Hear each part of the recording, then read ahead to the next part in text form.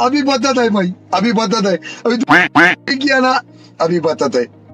चलो भाई देखो अब मैं क्या करता हूँ। तो यार चल शुरू करता हूँ मैं। देख यार, पहली बात तो मदरसा मदरसा मदरसा इसको लेकर पागल मत हो।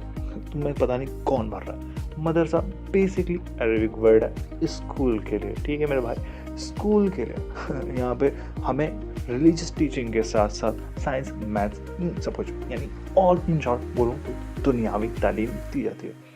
चल अब तू बता, तेरे धर्म में कौन सा स्कूल है ऐसा कौन सा स्कूल है जिसमें तुम्हें पढ़ाया जाता हो? इतिहास में बता दे।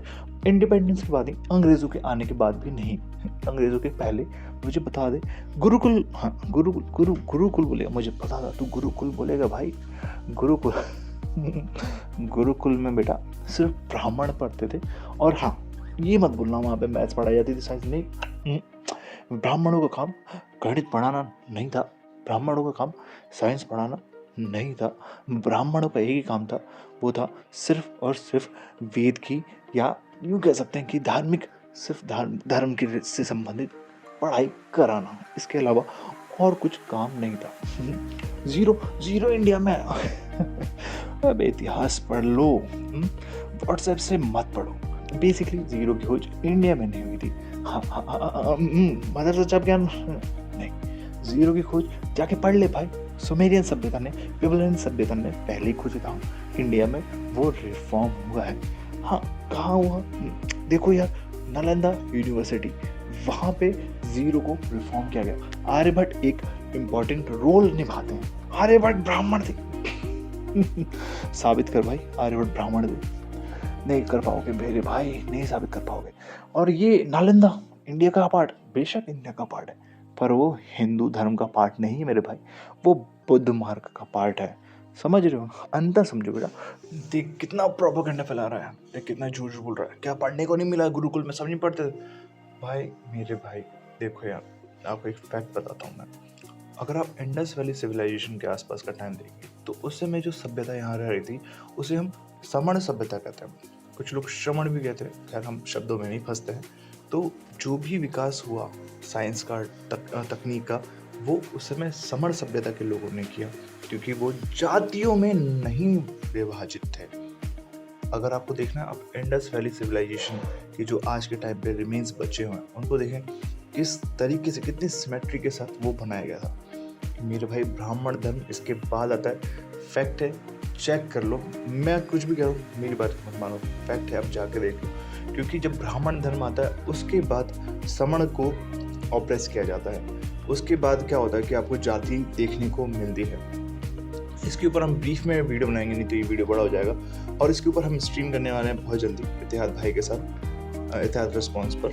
तो उस चैनल को भी ज़रूर सब्सक्राइब कर लेना। और पॉइंट ये है कि देखो यार, जो क्षत्रिय थे या फिर जो वैश्य थे, इनको जो पढ़ाई की जाती थी, जैसे क्षत्रिय हैं तो उनको शास्त्र विद्या की जो है पढ़ाई की जाती थी, तो वो कोई ब्राह्मण आके नहीं पढ़ाता था, क्योंकि ब्राह्मण का काम सिर्फ और सिर्फ वेद या धर्म ग्रंथ को भी पढ़ाना हुआ करता था। ऐसे वैश्य को आगे कोई और ज्ञान नहीं देता, वो उन्हीं की कम्युनिटी के लोग थे।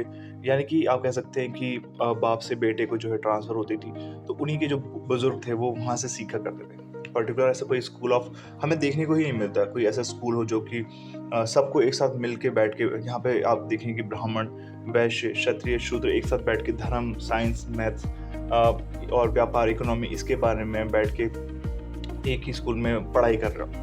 ये सिर्फ चेंज होता है अंग्रेज़ों के आने के बाद से। पर आप मुसलमानों में देखेंगे, मुसलमानों में आपको कोई भी ऐसा सीन नहीं दिखेगा कि वहाँ पे कोई जाति है। तो जैसे मैंने पहले ही बताया कि मदरसे, वहाँ पे सबको सब कुछ, सारा ज्ञान मिलता था, दीन का, दुनिया का, सब कुछ। अगर आपको देखना तो आप देखें यार, जब अरब निकले थे, जब पहली बार उन्होंने एक्सप्लोर किया था दुनिया को, तो वो जो नक्शा है आप देखें, वो आज के मैप से बहुत मिलता जुलता। तो यार ये कहना कि मुसलमान दुनिया की तालीम नहीं लेते, यार ये मदरसा छाप जो चीज़ है ना, इसको प्लीज़ अंडरस्टैंड करो, समझो हिस्ट्री। क्योंकि अगर आप मदरसा छाप बोलते हैं ना, तो मेरे भाई ये हंसी आपके ऊपर है, मेरे ऊपर नहीं। खैर, अब आते हैं पॉइंट पर। मदरसा छाप बोल रहा हूँ, कोई इशू नहीं भाई। मेरे मुसलमान भाइयों, अगर ये तुम्हें मदरसा छाप बोलते हैं, घबराओ नहीं भाई, क्योंकि किसी भी मुसलमान राजा ने, किसी भी मुसलमान स्कॉलर ने इस्लाम को या दुनिया की तालीम लेने से मना नहीं किया। पर हाँ, अगर ब्राह्मण के अलावा कोई और, स्पेशली शूद्रास, भाई उनको तो मौका ही नहीं मिला पढ़ने का। नहीं यकीन, ये देखना भाई, ऊपर चल रहा है, पढ़ते जा। तू हिंदू के खिलाफ है, तू हिंदू फोबिया है, तुझे हिंदू फोब है।